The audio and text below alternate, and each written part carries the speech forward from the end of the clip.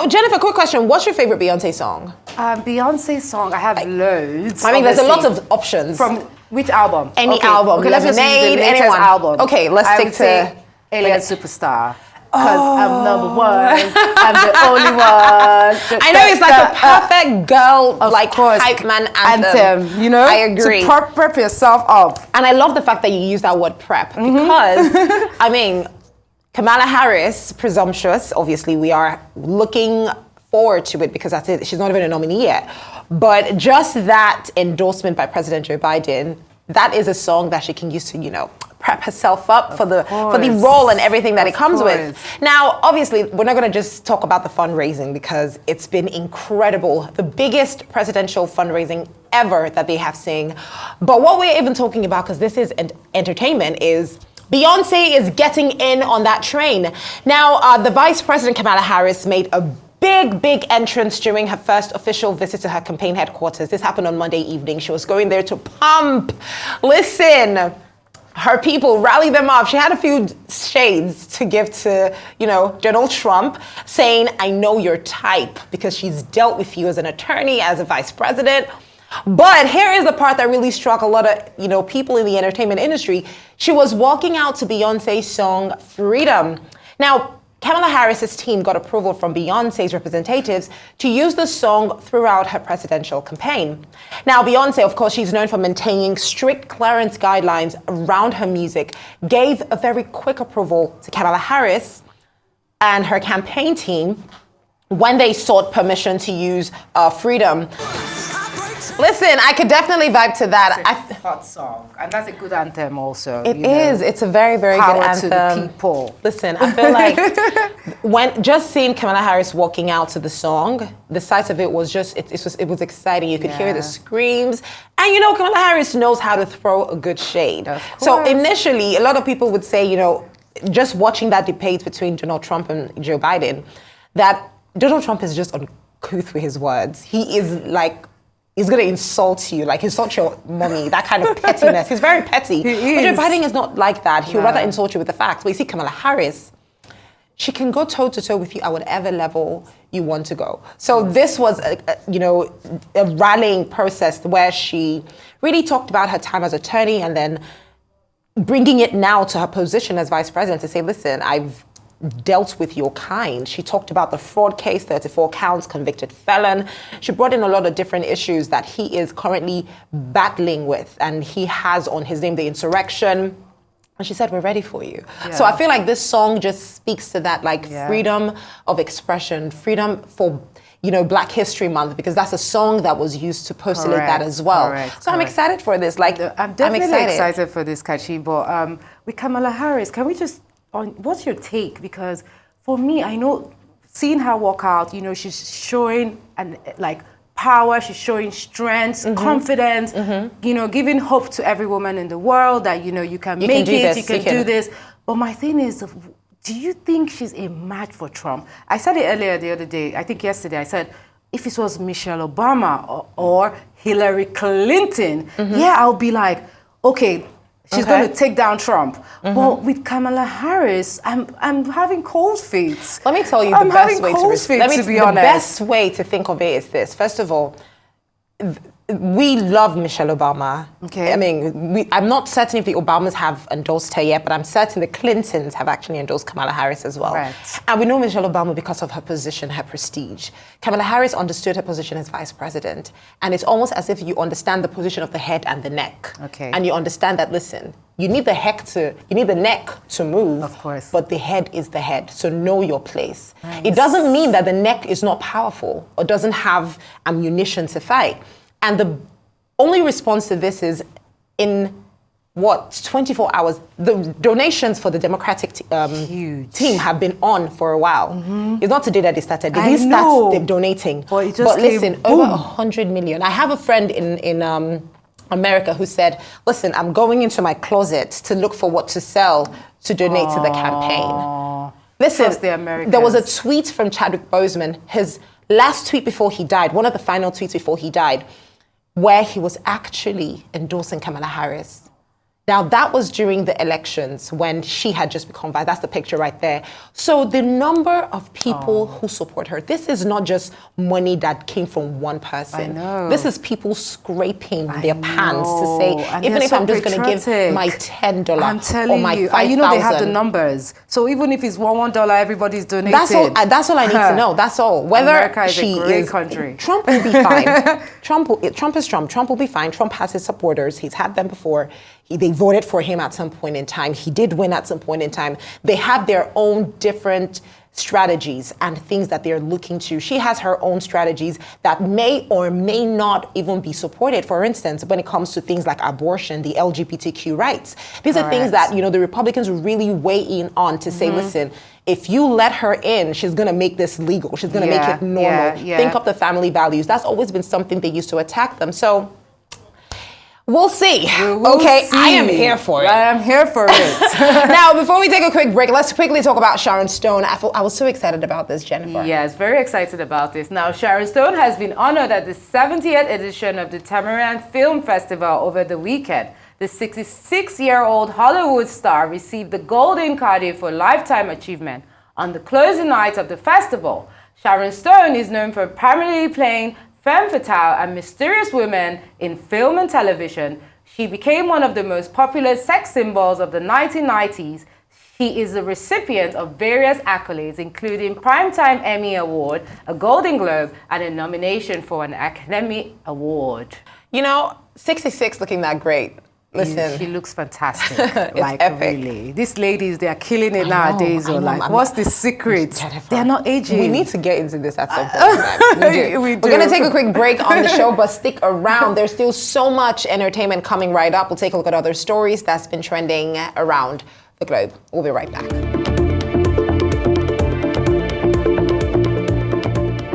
Welcome back to the show. You're watching Arise 360. You're welcome back, Jennifer. I feel like, the next story that we're about to take is really, really, I love Jessie J. I love Jessie J. I love her music, but she doesn't sing as much anymore. Yeah, she just had a baby. Well, it's not been like 2 years now. 2 years baby now, yeah. Boy, Jessie J has been revealed recently that she has been diagnosed with obsessive compulsive disorder and attention deficit hyperactive disorder. In an Instagram post, she said, "Hello, I was diagnosed with ADHD and OCD about 3 months ago." She said her diagnosis has made her rethink her entire life, but love herself even more. Meanwhile, her single, Bang Bang, featuring Ariana Grande and Nicki Minaj, has been certified diamond, selling over 10 million equivalent units, becoming Jessie J and Grande's first and Nicki Minaj's second song to achieve it. Here is Bang Bang by Jessie J.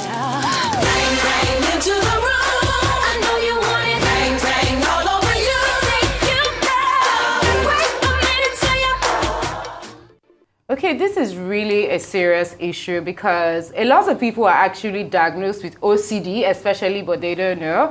I myself have been diagnosed with OCD, and OCD is not like a mental, it's not the worst thing in this life, but it's like being an over-perfectionist. Okay. Yeah, so it's like, but there's a difference with someone being a perfectionist and having OCD. Like, sometimes you just want everything perfect. You want everything flawless. You overthink things. And then with OCD as well, you just think everywhere is really messy and dirty. You actually see dirt and germs. So it's in your mind. Really? So yeah. So sometimes you always have to wash your hands. Like, even the other day, like I saw Rotus here, and I joked at him, and I was like, Rotus, you have OCD, because Rotus always has to clean the thing.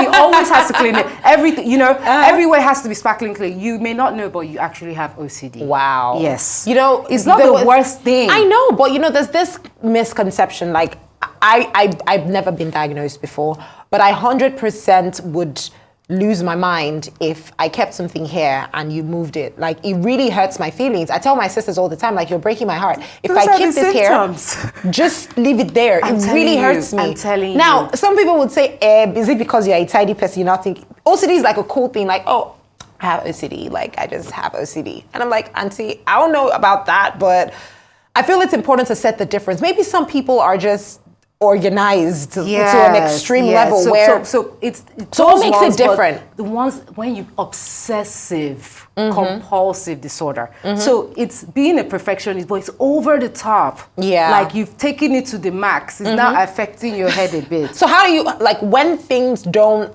like, when it starts, does it start, like, how does it work? Yeah, you just okay, like you can react. Maybe you're trying to plan something and it doesn't go your way per se. It just drives you literally nuts. Anxiety starts to kick in. Like you get heartbeats, heart palpitations. You know, you get emotional. I get emotional a lot. Like things just affects you. You know, and then it's just like counting, checking. You see some people pacing around. Even sometimes I find myself pacing and I have to like, okay. Tell you, calm down. Yes. You know, it's important, this thing, because I feel like a lot of people, it's important to get that diagnosis. Like, you know, is it something you just go to the hospital and say, oh, I would like to check? What kind of doctor do you speak to? Exactly. As well? Exactly. That's an important question. What type of doctor because do you speak to? These things are not really communicated here in Nigeria, especially. No. But it should be. Probably after speaking to a therapist, right? If you notice that you have this back-to-back and it's affecting you, because like you said, sometimes it's actually a gift. Yeah. To be precise, to be particular, to be clean, extra clean, it's extra. Important. Like, Yeah, but once it's beginning to affect your mental health and your awareness, then you can now probably go to the hospital and they'll now give you probably medication to calm your nerves. Like life is not so serious. Take it easy. You know, this is not going to affect you. You know, it's not going to traumatize you. So yeah. Is it possible that OCD could also seep into things that are not physical? Like, say for instance, like emotions, you know, something could happen to you and you overestimate its impact on you. Yes. Like the thought of something happening, you overestimate it. Like, of course, you tell a person don't do this and they keep doing it, and every time they do it, you overestimate the impact of what that thing could have on you. Maybe it could be, don't wear my outfit, for instance, don't touch my clothes, and someone keeps touching them, and you find that it really gets to you. So could OCD extend to things like that, not just cleaning or dirt or germs? Yeah, because you like your things in a particular way. So even as for someone to touch those clothes that you know, it to just affect you, to affect your whole nerves, affect your whole day. Yo, that's a thing. It is a thing. Trust me. Like I deal with so many things. Like especially with the cleanliness one, I think that's the max for me. Like everything has to be set. My clothes has to be like in order, everything has to be aligned. I need to see things. Okay, like with visuals now, you know, we're into film and you know, everything has to be like precise, exactly. If it's not in the middle, it cannot work. It has to be in the middle. It has to be this line. It has to be so. I understand. Yeah. You know, I'm actually going to check that out because I feel like, again, it's not a bad thing. And I love that you mentioned it's actually not a bad thing. It's when you're not controlling it and it gets bad. Exactly. So it's important to get checked. Well, let's talk about Adidas. Adidas has dropped and apologized to Bella Hadid over the 52nd anniversary of the 1972 Munich Olympic campaign. Now, Adidas posted pictures of Bella Hadid promoting the shoe. Then the state of Israel criticized the campaign, saying in a post on X, formerly known as Twitter, guess who the face of their campaign is? Bella Hadid, a model who has a history of spreading anti-Semitism and calling for violence against Israelis and Jews. Now, let's understand this in perspective. Bella, whose father is Palestinian, has been a vocal supporter of Palestine and the Palestinian people for years. So this campaign was very criticized, of course, especially by Israel, because during this particular game, which they're now commemorating, 11 Israeli athletes and a German police officer was killed after gunmen from Palestine broke into the Olympic Village and took them hostage. Now, after facing backlash for selecting Hadid as the campaign's face, obviously Adidas swiftly pulled the ads and apologized, for any negative impact, saying that they're going to be revising the remainder of the campaign.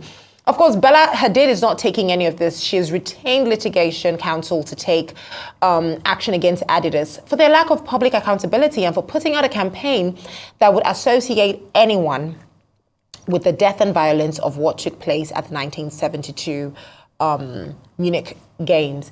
Now, I have a few questions here with regards to this. One, when Bella Hadid was, because these are images that she posed for, She wore an outfit and she posed for it.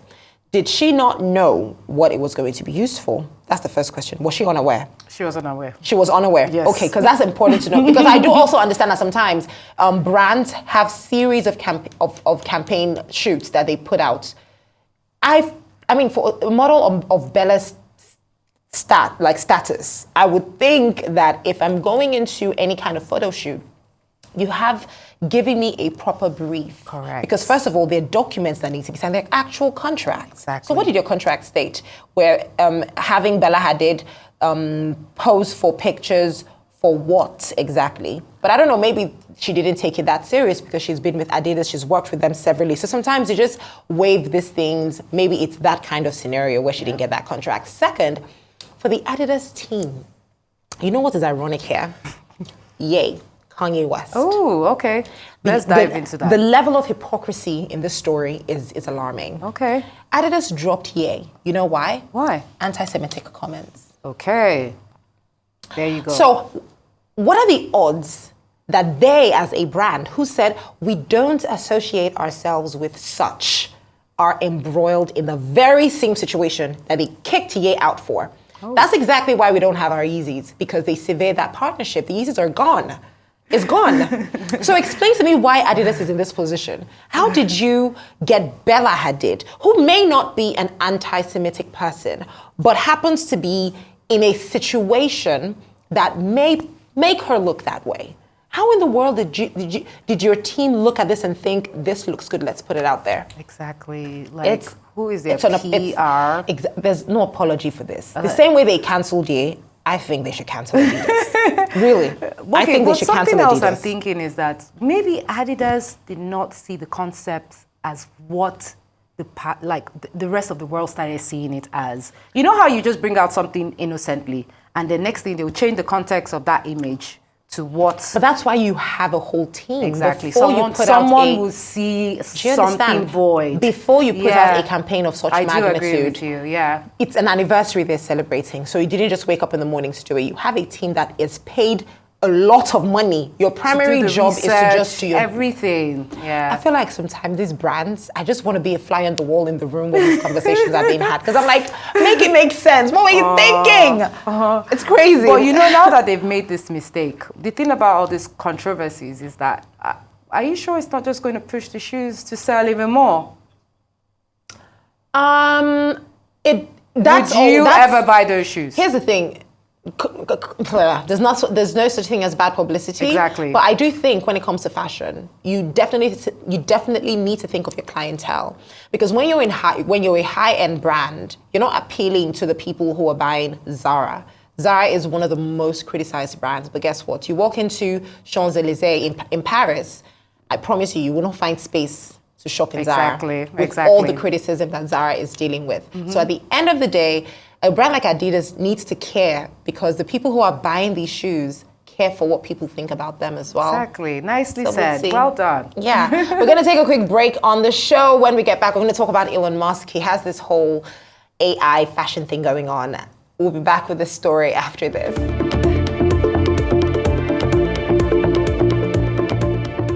Welcome back to the show. You're watching Arise 360. Elon Musk is getting into AI in the most interesting way now, isn't he? Yes. Yes. Elon Musk has shared a controversial video generated by artificial intelligence on his account on the social networking platform X. He calls a stare with some images in which he shows an imaginative representation of political and world leaders as fashion models, parading down the catwalk in a variety of eye-catching outfits, accompanied by the following text: "It's about time for AI fashion." It also features tech moguls including himself, Mark Zuckerberg, Jeff Bezos, Tim Cook, and Bill Gates, who he mocks for the temporary fall of Microsoft a few days ago. The post has quickly gone viral, gaining thousands of interactions and comments.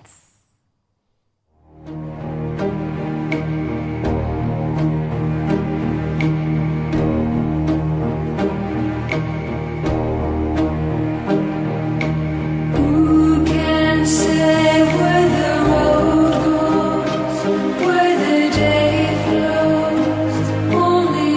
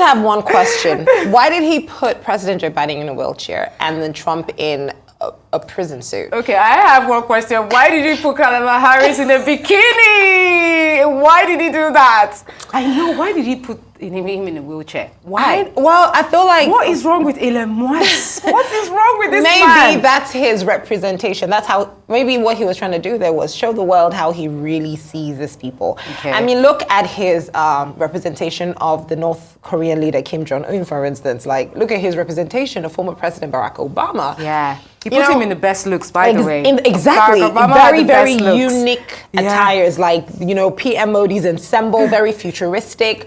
So it's his creative expression, and you see, that's what social media is. Social media is a space where you can go and they're not going to arrest him. Look at how he made himself look so good. I know. He even came out for himself. Do you understand? The star of the show. It's hilarious. People aren't taking it to heart. I know. They're actually laughing about it. Well, I need to tell you the effect of AI. I mean, we're laughing about this now, but in a couple of years, listen, we're not going to have fashion shows anymore. This is what people are going to be doing. They will be in their homes and will be watching, animated or AI versions of people and the models. So what's going to happen to our models that have been working so hard and dreaming of walking the runway? Instead, they're going to be AI versions of them. You know what I think, yeah? I think this image in particular was really, really funny, by the way, but that's not even the point. When it comes to things like fashion, right? Do you see what happened during Fashion Week this year? We covered those images. What happened in Paris? What happened in Milan? Yes. There's no amount of AI that can recreate those things. However, AI will enhance them. Okay. AI would make it better because at the end of each show, it becomes a production that goes on YouTube or wherever, and you can watch these productions. What AI will do for the fashion shows is it will enhance the quality of their productions, but AI can never replace a Victoria's Secret model. Okay. It can never happen. Okay. AI can never replace the big four in the modeling history till tomorrow. You can never get an AI version of Naomi Campbell's walk. You just are not getting that flip on her hair. It's not happening. Yeah. What AI will do, however, is use the likeness of these people to either a positive or negative advantage. And that's where it becomes a problem, where you say, okay, we need to put a caveat on this. Okay. For instance, putting President Joe Biden in a wheelchair, that sends a very, very weak message. And that's not the type of message, if he was to try to run for second term, he would have liked to send. And then putting Kamala Harris in a bikini. Dude, what are you trying to say? We had tummy out. That was like a Hawaiian kind of vibe, but hey.